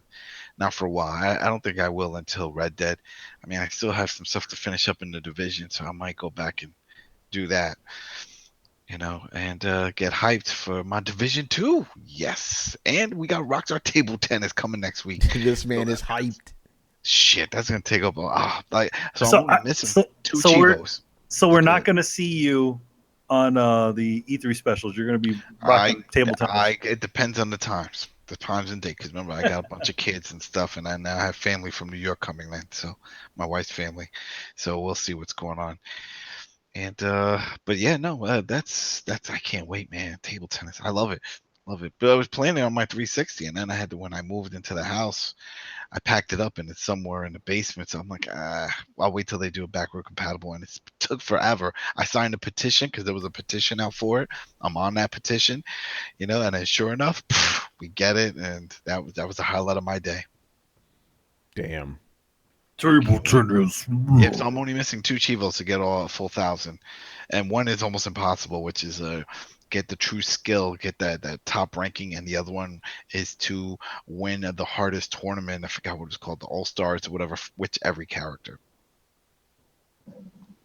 So, but yeah, I hope they turn the online servers online again, because that was fun playing against people and stuff. Call up Larry and ask him. Yeah, well, he's on my list now. He's playing State of Decay 2. You also got some characters on your fucking list. Man. I don't even want to call them. But you don't understand. I had offline, I have to say, because I don't even want to offend people, but there were some people that had some ridiculous names, and they got busted. But this dude is still going strong, and I was so surprised. So I'm like, yo, this guy's still on. And sure enough, I mean, he's not playing games, playing Hulu. Yeah, he's Hulu. We want to say this guy's name on air or not? No, let's leave it out. I'll leave it alone. It's funny though. His name is a reference to a illegal narcotic. Yeah, to illegal narcotic, and it's still there, and that's his public name. So because I know you could change your default name to whatever. An illegal narcotic that sounds like a soda you drink. Yeah. Oh man. Oh, Sega Genesis Classic that dropped. I'm not buying that shit though, man. I already have it on Steam, and I heard they're missing games. They don't have Sonic 3 and Sonic and Knuckles. Nah, what? Son, I can't. Well, how do you have that up? Yeah. I know why. They said the rights because of the music. Oh, it was? Yeah, that's what they said. It said something was going on with the rights with the music for Sonic 3, so they couldn't get. I'm like, did Michael Jackson try to sue him? Oh my God. Is it because they finally revealed that Michael Jackson did the music for that game, that they have to pay his fucking estate? Oh, I Oh, don't know about all that. So Yeah, by the way, there's a video about that. Michael Jackson was supposed to do the music, but he didn't end up doing it. But no, you could still he did. no. There's a video that actually explains all this, right? He did do the music, then they removed it, right, because of the whole sexual thing going on, right? But there's still traces of it in there. You know, it's interesting. Go ahead, Chris. What are No, you gonna say? they just they just from what I hear, it wasn't that. Is that his music is in there? In fact, there's a song that what is it? Yeah, I'll send you the video. It breaks it all down. You know, it's like, yeah, From what I heard, that it's his music is actually in there. It's just the fact that he decided he said he didn't want any credit for it because he didn't like the way the music was coming out. oh no, that also happened. That did also happen. Like basically, you know, I'm not going to go into it now, but basically, the video I watched, it said all of that was true, right? But then at the end, they still took it out because of the sexual. It was a lot of weird shit. But yeah, that did happen. He didn't like the way the music came out. I don't like the way this music is sounding. But then they couldn't even give him credit. But anyway, Chris, what were you going to say? well, it's still disappointing they couldn't like mod those particular games. Like wait and just like pull the music out or put something in there in the collection to catch it and like stop it or play something else over it. Get T Loops, the guy who did Sonic Mania, to do new songs. Yeah. Right? I mean, it's running in an emulator, so just fucking like you know what stage or whatever it plays and just put some filter in to catch it. Like you don't need to edit the ROM and like, oh, this is too much work. Like it's not a lot of work. You guys just was like, Yeah, don't that's deal with this. stupid. You know, so yeah, that's why I can't support that thing. But it's really good on Steam. That's all I'm saying. Let go some steam, Bennett. You know, all right, Brian, what have you been playing lately, bro? Mr. Brian. Mr. Majoma. He's playing Warframe. That's why he can't Warframe. answer. Yeah, there was Warframe. All right, we're gonna. Hey, Carlos, what's up, man? You good? Yo, what up? What up? Yeah, go ahead, man. You answer for Brian then. I played probably maybe an hour or so of Detroit Become Human. Ooh. It's good. I mean, I didn't really expect more or less. It's what I expected, but yeah, I mean it's fine.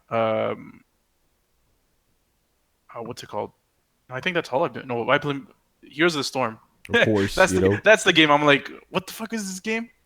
Yeah, Heroes of the Storm and Detroit. Have I been playing anything else? No, I don't think so. Yeah, only those two things. Right. Detroit so far is not my game of the year. Uh-oh. What about Life of Black Tiger, though, man? Yo, that's in the running. I'm telling you right now. It's so hot. Even though it came out last year, it still counts for this year. Yeah, because it got enhancements. Yeah. All right, Chris, man, what you been playing lately? I'm playing Dark Souls Remastered. Oh shit! It's freaking glorious. Getting fucked up again. I'm back. Like it's like there's spots I go in. Like I don't remember everything, but spots I go in, I'm like, that motherfucker's gonna kick a flaming barrel at me, and like there it is. Like things like that. So it's like I have all this foreknowledge, but like I still will get my ass handed to me in certain spots because there's a little clunkiness still in the game that things that they shored up in the newer ones that are still kind of raw in here. But it's good, man. But it's not so much remasters as it's just like it's 60 frames a second and it's just like a little more shine on there, like a little bit, but not really. It's not really like looking like, oh, this is fantastic. It looks good enough. Anything else?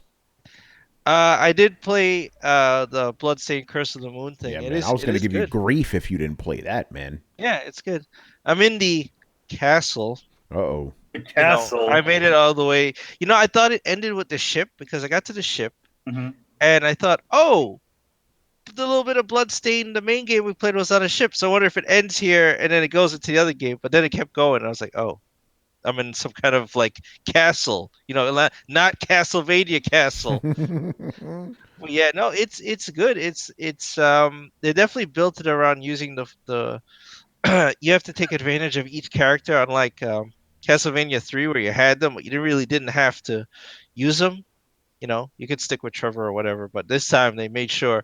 You know, I took out that asshole on the ship with the old man, the alchemy dude, and I never used. And then he was the only one left because everyone got killed. And I'm like, oh, dude, you got to come through for me, man. And I killed that guy with him. I was like, oh shit, old man.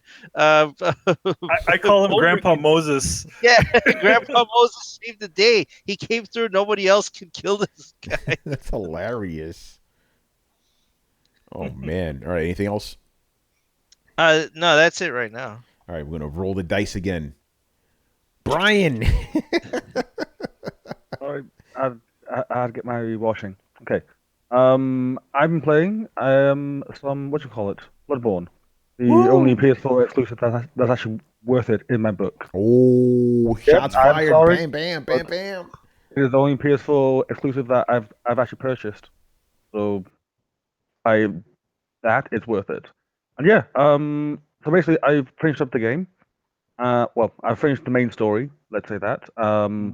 It's both endings. And yes, I used the save glitch hack Thumbs up. thing, whatever you I can't wanna believe call they it. haven't fixed that.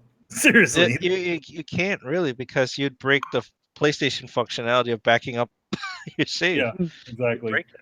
But still, it's like it's freaking video games. Like they should allow you to have multiple saves, especially in like an RPG game. Like, what if Absolutely, you I want to, like, agree. explore and like do different builds, and you have to like do the whole thing again. And like, Hell, no, it's not Fallout fun. had that. I was like, I'm with the Brotherhood over here, and with these guys, I'm still with the what they weren't Patriots. What were they called? The Minutemen. You know. So I The did ones two that- builds like that. Yeah. The ones that look like Eddie from Iron Maiden. Yeah, exactly. So with those guys, like, but you could do that in game. Like I didn't have to do Supernatural. So Brian's just exploring something because they were a little short sighted. They just give you one character. You have to build multiple characters, which sucks. Yeah, I don't like that. But no, the game was really quite fun. The ending was, oh gosh, the ending was fun. German, like I went back and I started. Well, I don't say I started again, but I saved again and went back to Father Gascoigne, and I was like, there's like a massive difference between how they move. Like Father Gascoigne just looks incredibly slow compared to German. Mhm. Yeah, I was like, this is just fun. So yeah, did all that. Now I'm cleaning up the optional bosses. Still getting my ass handed to me by Paul, the electric beast thing. Gosh, that thing's a motherfucker. Is it the It's still Bloodstarter fun. Beast? Which one? Paul, the electric beast thing. One that's in, I think the undead, no, the Yargul, the unseen village. Oh yeah. Yeah, that guy. So Isn't basically, that I'm just. guy? Isn't that an old guy that does that? He transforms into that thing. No, you're thinking of the random beast that you come across, like as you're going through the place with the snakes. Oh no, because there's this one guy that turns into one of those crazy like super Yeah. beasts. Yeah, that guy was fun. You hit I him. just cheesed him with the axe, just like maybe like the long mode, and then just poked him. Oh, you know how I killed him? So you know when if you can actually bring people to that little shrine, right, with the hunchback dude, and eventually all the people start to die. Yeah. So what you do is that guy essentially will just he'll kill everybody. But what you can do is that sometimes he hangs out in this courtyard afterward. So all you Yes. do is just kind of get him stuck in a wall, like trying to go into the place. You just keep slapping him. That's what I did. I just got him stuck in like the entrance of the cathedral, and Yeah. then I just kept on just poking him with like the Yeah, that's axe exactly. in the long mode. I'm like, I'm just not dealing with this. Yeah, exactly. And also, what's up with that? Because I don't know if you finished Eileen's quest, but my gosh, that Hunter of Hunters guy that's in the place where you kill, is it Emilia? I think. Oh, Uh, Lady Maria. No, in the main game, the like Eileen's outside the chapel and like she's bleeding at the very end, and then there's like a hunter like inside the chapel, I think. One with the katana. Hunter of I think. Hunters. Right, Wait, it's the crow lady, right? yes. She's got crow feathers. Oh yeah. yeah. I guess Yeah. this The game Crow wasn't Woman. worth the price of the PlayStation 4. God damn Actually, it. it was GTA 5. Yeah. Anyway, to wrap up, that guy inside the chapel was a complete dick. and I cheat him again. I actually I'm stuck like on one of the ledges, and then I use like I think the one with the gun at the end, like the spear with gun. Is it the gun spear or something like that? I don't know. Anyway, I use that just like cheese through the door because I'm like I don't have time to deal with you. Like you deal too much damage. Like he was harder than like most bosses. I'm like, okay, go and fuck yourself. But yeah, um, that's actually the only game I have been playing because it's the only game I have on my radar because I'm going for the platinum, and very soon, Manny and I will have said platinum. Yes, we only have a little bit to go. A little bit. Yes, I still have some challenge dungeons to get through, but it will happen. Like I I managed to think make it from ROM all the way to here, so I'm doing quite well. I do think. from where I'm at, I think where me, Brett, and Chris kind of stopped kind of playing is the I think it's the poison dungeon that I'm in right now. Which one up the like hill is it? Like that fourth one, fifth one? Oh shit, I don't remember anymore. It's so long ago. But Anyway, yeah, if Brett or Chris wants to join us, then we'll try and like put you in the fold, and we can all play together.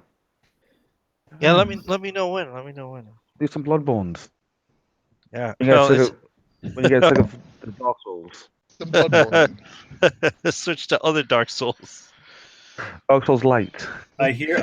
When you get sick of lemonade, switch to raspberry lemonade. According to there was this thing that leaked. I don't know if it's a real thing, but one of the games that they list on this thing for the Sony press conference that was supposed to be a leak is there is some unnamed From Software game that they showed like 2-second trailer before in the Game Awards. It might be in there too. I hear it's Tenchu. Oh, might be cool. 3D Dot Heroes 2. Come on, make it happen. Let's go, man. Let's do I'm it. ready. Yeah. All right, Brett, finish us off, man. What games have you been playing? I've been playing Conan and Conan. No Dark Souls for you? I'm surprised by that. I had a big tattoo convention, and that always cost an arm and a leg. So I just hemorrhaged about $600 in like last week, maybe. So I'm a little strapped at the moment. So I'll pick up Dark Souls. But at the moment, I'm genuinely happy playing Conan. I'm finding this weird new thing happening in gaming that I haven't noticed in a while, where I'm playing on this big map, and I think it has something to do with the fact that I don't know where anything is. That makes everything feel huge. It's like when they give you fast travel and makes the world feel real small. It's kind of the opposite of that. Like I just, me and Morgan were heading north, and we found this big cave full of spiders. We're like, oh, sweet, place to gather spider webs, and found some brimstone. So now we can find some brimstone, so we can craft some steel and some explosives. And we got further and further down into it, and this weird architecture started popping up that looked man-made. And eventually we came across these skeletons that started pouring out. We're like, oh my god, there's a dungeon hidden at the bottom of this cave. Of course, we're not nearly good enough to fight it yet. The same way there's a bandit camp way to the east that we found, or way to the west that we found out there's this big ass dungeon that goes down into there. And apparently to open it, like there's this riddle, and the best we've figured out is you need to capture a prisoner, drag them onto the altar, and then kill them on the altar, and then the blood like drains into this crevice, and it opens up this big fucking door that allows you to access the dungeon. We're still figuring it out. Is it the riddle of steel? I don't know what it is, but like it's one of those that we're reading, and they're like, because there's this big like bloodletting channel, and it says you have to sacrifice something, and we're like, okay, well, we accidentally killed everybody on our way here. We didn't bring rope bindings or anything like that, so we couldn't find anybody to sacrifice, so we made a note to go back. But just now, if you look at it from a top down, we really haven't done anything. We're mostly still in the starting area. We've built our base. We have our crafting stations. We've discovered a total of 2 dungeons. So we've probably found maybe 10% of the total game. We don't even know where the world bosses are, what a world boss is yet. And I've explored the desert and the oasis. We're going to push east into the jungle, and then north past the desert eventually into the east into the swamp, and then north past the desert into the jungle, and then there's like a forest biome, and there's a big fucking volcano, and there's dungeons and bosses everywhere. It's one of those things where now like I'm compelled to actually find all the things in the world and run all the dungeons and do all the stuff. But I'm sure I'll hit a point in which I realize like how small the world is. But right now, like I haven't. All the landscaping is so dynamic, and the world is really it's deep, and there's lore hidden everywhere. Like I can't see myself getting bored with it. The second I get bored of one thing, there's another thing to pull me in another direction. This is not like any other survival game I've played. It's half survival game, half kind of Skyrim game, which is why I'm so uber excited for this Fallout game. See how I did that? Full circle? Full circle, baby. Let's go. We call that callback. The circle is now complete. What's going on, Swedish gamer dad?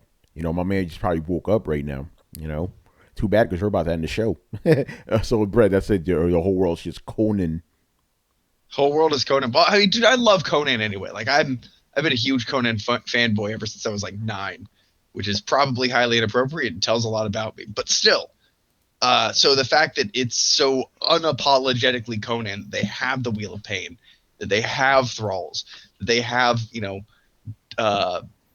strife between the different nations and the different races. Like it's just all stuff that you feel like they would back down in this day and age, but it would all ruin Conan because that's part of what makes Conan live in such an interesting world, and they nailed it really well. So it's the kind of game that I like, set in the kind of universe that I've loved since I was a kid. Can't go wrong. Awesome. What are you talking about, Swedish gamer dad? The reason you woke, well, he goes, I just woke up 2 minutes ago, hence my bad English. No, you just speak bad English because you're Swedish, man. You speak fine English. I don't know what the fuck you're talking about. You know, you never like. I mean, I've never talked to you, but you never wrote in any broken English or anything. You know. Yeah. By the way, man, yeah. Nice grammar, a professional writer. Roten. I said written, not wroten. But since I am a writer, I can make up words. That's one of our callbacks. He said broken, Manny. Broken. Oh, okay, it's not like he said roten. No, I did. Yeah, I was like, what are you? Roten is not even a word. But if it was, I would use it. And if it isn't, I'm gonna make it up right now. Roten. You know. But yeah, I did say broken. Thank you, Brett. Because fish memory. I already forgot what the fuck I just said. What's I gonna do now? See, I'm an old man. But anyway, we're gonna close out the show, I believe. Yes, and I like Swedish death metal. All right, there you go. All right, so yeah. I like Swedish fish. All right, a couple of things here before we go, man. So bear with me. Got a lot to run through here. Okay, so the next episode of Throwdown, the next proper episode, which is next Wednesday, right, Carlos? Next Wednesday. It will be the pre-E3 special, right? We're going to have Robert Workman and David Guiltyman on, and we're going to talk about E3, our expectations, man. It's going to be crazy. You know, and after that, we're actually, no, not after that, before that, we're going to have Throw Down Your Questions, the pre-E3 special for this Sunday. So we need you guys to start asking us stuff now. Swedish Gamer Dad, we like your questions, man. You have some good stuff. So we're going to do that this Sunday, and then we will not have Throw Down Your Questions next Sunday because, again, it doesn't make sense to have like a show during E3 and then all the questions get answered the next day. But that Sunday, we're gonna have 2 episodes for you anyway, the live reaction. So you're good. You know what I'm saying? So wait until E3 is over, right? Until the whole thing is over. Then start leaving us questions in the comments of episode 186 of Throw Down Questions so we can answer them for episode 187, man. It's gonna be crazy. And like I said before, we're gonna do an AMA Throw Down Your Questions. That's gonna be episode 188, the Monday after 187, which is June 18th. It's going to be pretty good stuff, but let me bring up this graphic here that Mr. Subgata did for us. So there's our full schedule. It's going to be crazy. And remember, this does not include the stuff Manny and I will be doing out there. You know, we're going to do different content. Usually we give you like our rundown of the conferences, but since the home team is going to be covering that, we're going to do something completely different. And I've already gotten some cool ideas. So this should man, you getting some ideas? Yo, man, I'm getting some ideas, man. All I'm going to say is we have equipment to record stuff when we have a lot of friends out there. I'll just leave it at that. It should be pretty cool. But there's your schedule. memorize it, take a screenshot, keep it in your heart. I don't know. It's going to be nuts, man.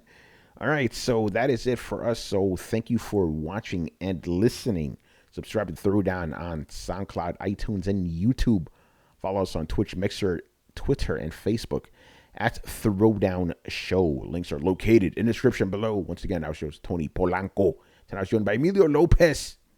See you later, guys. Chris Seeley. Hey, take care, everyone. Carlos Romero. Peace out. Brett Murdoch. What is best in life? Adam Vale. Have a good weekend, people, and I'll see you wrestling fans tomorrow for WrestleCast. And Brian Manjoma. And kids, don't do drugs. They don't make you racist, but still, just don't do drugs. Yes. All right, guys. We'll see you on Sunday. Later. Later. Peace.